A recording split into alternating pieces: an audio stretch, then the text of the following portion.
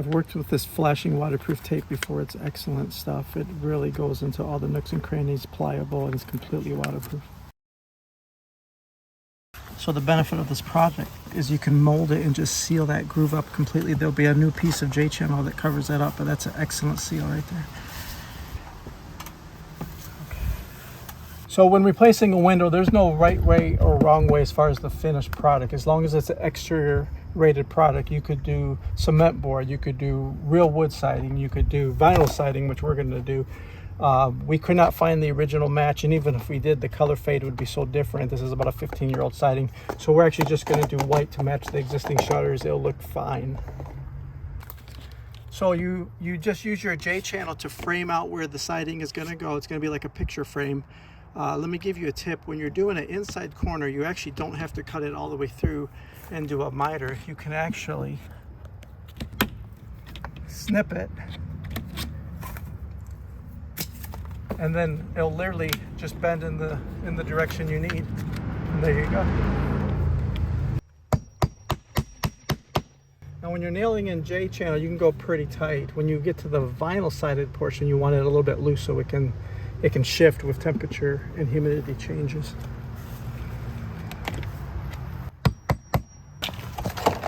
Okay, now because we're going with J-channel, we don't need a new starter strip. Normally at the beginning of siding you have starter strip to hold the bottom. This is going to hold it perfectly adequate. So we're just going to measure for our first cut. I'm actually going to square that off. That's not a 90-degree angle. Okay, so holding it level, you can just mark for your cuts. Of course, you go into the J-channel. You want it to be snug, but not tight. You do want it to have just a little bit of wiggle room in there.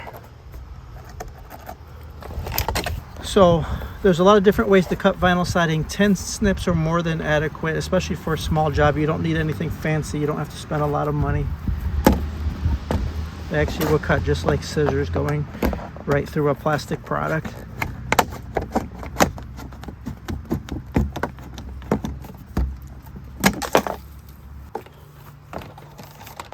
So I like the cut, not too tight. So you're actually just going to flex it to get it to go right in that groove, and then it should just drop down nicely.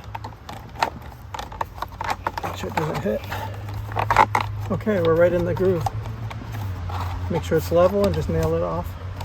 Now when nailing vinyl siding, again, you don't want to go crazy tight because then it won't be able to expand and it'll flex or pop out. So let me show you. You go in the middle of this slot, not to the left, not to the right, right in the middle.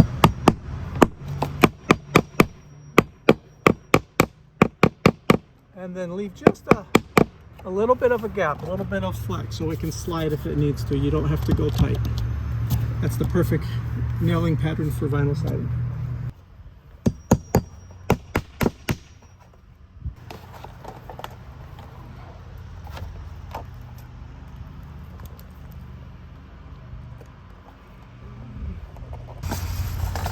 Okay, again, J-channel on the left and the right, so it won't fit directly in, so you just got to kind of flex it so it snaps in. Okay, now to click into our underneath siding, there's a groove. It'll snap right up. You can actually often hear it click. It'll snap right up into that groove, and then you're ready to nail it. So you don't need to nail with it real tight. You don't need to nail with it pushing down. Right where that groove goes horizontally, just nail it off just like that.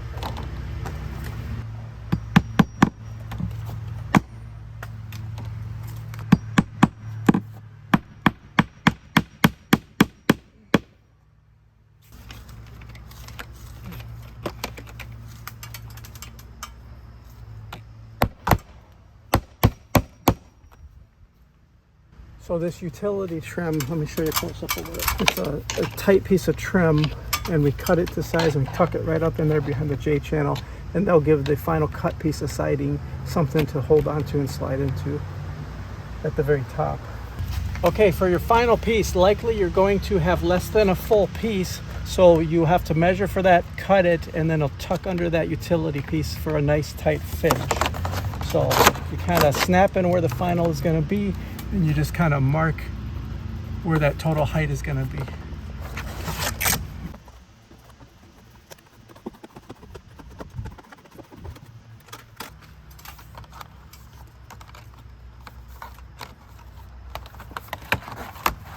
Okay, now you want to tuck it under that. Okay, now I notice it's bottoming out before we're snapping in at the bottom. So what I'm going to have to do is I'm actually going to have to cut this just a little bit shorter because I need this piece to go up first. Okay, take 2 on final fitting. Okay, now let's get it right in that groove. Oh, I think.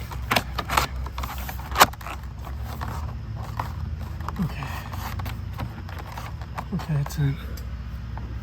Okay, so if you're removing a window, whether it's a bathroom renovation, that's a common one, or just you're changing the floor plan of your house, sometimes you do have to remove a window. There's a lot of different ways you can finish the exterior, but I bet you can do it yourself. Good luck.